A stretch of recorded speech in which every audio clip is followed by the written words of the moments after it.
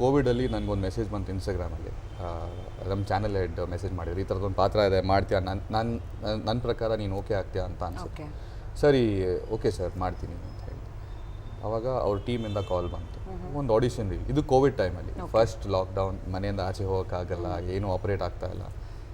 ಫೋನಲ್ಲೇ ಒಂದು ವಿಡಿಯೋ ಮಾಡಿ ಕಳಿಸಿದೆ. ಸರಿ ಆಯಿತು ಅಂದ್ಬಿಟ್ಟು ನಮ್ಮ ಪ್ರೊಡ್ಯೂಸರ್ ಸ್ವಪ್ನಕೃಷ್ಣ ಮ್ಯಾಮ್, ಅವ್ರದ್ದು production officer, triple R productions ಅಂತ, ಆ ಪ್ರೊಡಕ್ಷನ್ ಆಫೀಸ್ಗೆ ಕರ್ಸ್ಕೊಂಡ್ರು.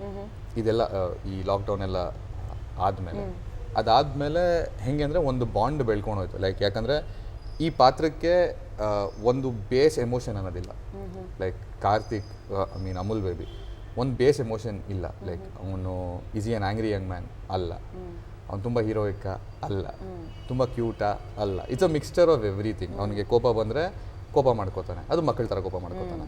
ಅವನಿಗೆ ಅಳು ಬಂದರೆ ಗೊಳೋ ಅಂತ ಅಳ್ತಾನೆ. ಏನು ಮಾಡಿದ್ರು ಸ್ವಲ್ಪ ಎಕ್ಸ್ಟ್ರೀಮಿಟಿ. ಯಾರಿಗಾರು ಇಷ್ಟ ಆದರೆ ತುಂಬ ಲೈಕ್ ತುಂಬ ಇಷ್ಟಪಡ್ತಾನೆ. ಅವರು ಚಿಕ್ಕಮ್ಮ ಆಗಿರ್ಬೋದು, ಚಿಕ್ಕಪ್ಪ ಆಗಿರ್ಬೋದು, ಅಪ್ಪ ಆಗಿರ್ಬೋದು, ಅಮ್ಮ ಆಗಿರ್ಬೋದು. ಅವ್ನು ತೋರಿಸೋ ರೀತಿ ತುಂಬ ಮಕ್ಕಳ ಥರ. ಆ್ಯಕ್ಚುಲಿ ಅದು ತುಂಬ ಬರಲ್ಲ, ಲೈಕ್ ತುಂಬ ನ್ಯಾಚುರಲ್ ಆಗಿ ನನಗೆ ಬರ್ತಾ ಇರಲಿಲ್ಲ. ಸೊ ಆ ಟ್ರಾನ್ಸ್ಫಾರ್ಮೇಷನ್ಗೆ ನಮ್ಮ ಡಿರೆಕ್ಟರೇ ಕಾರಣ. ಅವರು ಮಾಡಿದ 1 ವರ್ಷದ ಹೋಮ್ ವರ್ಕು, ನನ್ನ ಪಾತ್ರ ಹಿಂಗೆ ಮಾತಾಡಬೇಕು, ಹಿಂಗೆ ರಿಯಾಕ್ಟ್ ಮಾಡಬೇಕು, ಅವ್ನು ಸಾಫ್ಟಾಗೇ ಇರಬೇಕು. ನೀವು ಇವಾಗ ಸೀರಿಯಲ್ ನೋಡಿದ್ರು ನನ್ನ ವಾಲ್ಯೂಮ್ ಆಗಿರ್ಬೋದು, ನನ್ನ ವಾಯ್ಸ್ ಬೇರೆ ಥರ ಅನಿಸುತ್ತೆ. ಇಲ್ಲಿ ಸ್ವಲ್ಪ ಬೇಸ್ ಇದೆ, ನಾನು ಅಲ್ಲಿಗೆ ದೇರ್ ಇಸ್ ಬೇಸ್ನ ಕಟ್ ಮಾಡ್ತೀನಿ. ಸೊ ನನ್ನ ಡೈಲಾಗ್ ತುಂಬ ಸಾಫ್ಟ್ ಬರುತ್ತೆ, ಈ ಅಂತ ಸೌಂಡ್ ಬರೋದೇ ಇಲ್ಲ.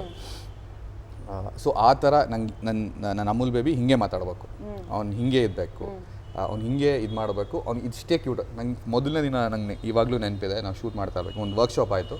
ವರ್ಕ್ಶಾಪ್ ಆದಮೇಲೆ ನಂದು ಮತ್ತು ನಮ್ಮ ಅಕ್ಕಂದು, ನನ್ನ ಅನು ಜನಾರ್ದನ್ ಅಂತ ನನ್ನ ಅಕ್ಕನ ಪಾತ್ರ ಮಾಡ್ತಾ ಇದ್ದಾರೆ, ನಂದು ಅವ್ರದ್ದು ಮೊದಲನೇ ಸೀನ್. ಕ್ಯೂಟಾಗಿ ನಗುವುದು, ಹೆಂಗೆ ಕ್ಯೂಟಾಗಿ ನಗೋದು, ಹೆಂಗೆ ನಗೋದು ಕ್ಯೂಟಾಗಿ ಗೊತ್ತಾಗ್ತಾ ಇಲ್ಲ ನನಗೆ, ನಾನು ಅಂತ ನಗ್ತಾ ಅಲ್ಲ ಅಲ್ಲ ಅಲ್ಲ ಕಟ್ ಕ್ಯೂಟಾಗಿ ಹಿಂಗೆ ಗೊತ್ತಾಗ್ತಾ ಇಲ್ಲ ನನಗೆ ಕ್ಯೂಟಾಗಿ ಹೆಂಗೆ ನಗೋದು. ಸೊ ನನಗೆ ಹೆಲ್ಪ್ ಮಾಡೋಕ್ಕೆ ಮ್ಯಾಮ್ ಇದ್ದರು. ಮಕ್ಕಳು ನೋಡಿದ್ಯಾ ನೀನು, ಚಿಕ್ಕ ಮಕ್ಕಳು ಹೆಂಗೆ ಅವ್ರು ನಗ್ತಾ ಇದ್ದಾರೆ ಅಂತ ಅವ್ರಿಗೆ ಗೊತ್ತಿರಲ್ಲ, ಆ ಥರ ನಾನು ಆ ಥರ ಡೀಟೇಲಿಂಗ್ ಮಾಡಿದಾಗ ಆಟೋಮೆಟಿಕ್ಕಾಗಿ ಬಂದುಬಿಡುತ್ತೆ. ಸೊ ನನ್ನ ತಲೆಯಲ್ಲಿ ಯಾವುದೋ ಮಗುನ ಇಮ್ಯಾಜಿನ್ ಮಾಡ್ಕೊತಾ ಇದೆ, ನಾನು ಆ ಮಗು ನೋಡ್ತಿದ್ದಂಗೆ ನಗು ಬರುತ್ತೆ. ಹೇಗೆ ಮಕ್ಳು ನಗ್ತಾ ಇರೋದು ನೋಡಿದ್ರೆ, ವಿಡಿಯೋ ನೋಡಿದ್ರೆ ಖುಷಿ ಆಗುತ್ತೆ. ಸೊ ಆ ಥರದ್ದು ಒಂದು ಅಲ್ಲಿಂದ ಕಂಟಿನ್ಯೂ ಆಗಿದ್ದು. ನನ್ನ ಪಾತ್ರ ಹಿಂಗೆ ತುಂಬ ಸ್ಪೆಸಿಫಿಕ್ ಆಗಿ ಹಿಂಗೆ ನಡ್ಕೊಬೇಕು, ತುಂಬ ಸಣ್ಣ ಆಗಬಾರ್ದು, ತುಂಬ ದಪ್ಪ ಆಗಬಾರ್ದು. ಸಾಕಷ್ಟು ಮೇಂಟೈನ್ ಮಾಡಬೇಕಾಗಿತ್ತು. ಹಾಗಿದ್ರೆ ಆ್ಯಕ್ಚುಲಿ ಅದಕ್ಕೆ ದಪ್ಪ ಆದೆ ನಾನು.